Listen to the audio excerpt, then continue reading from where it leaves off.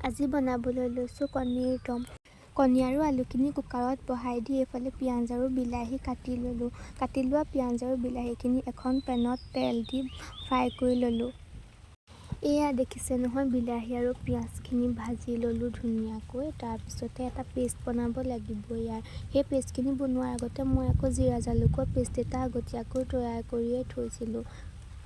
আকৌ বিলাহী আৰু পিঁয়াজৰ পেষ্টটো তৈয়াৰ কৰি ল'লোঁ।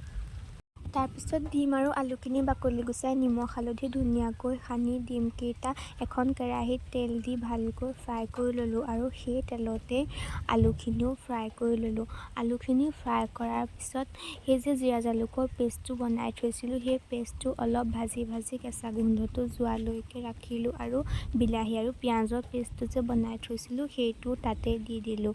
তাৰপিছত ডিমকেইটা আৰু পানী অলপ দি অলপ সময় উতল আহিবলৈ দিয়াৰ পাছতে আমাৰ সুস্বাদু ডিমৰ তৰকাৰী ৰেডি হৈ গ'ল।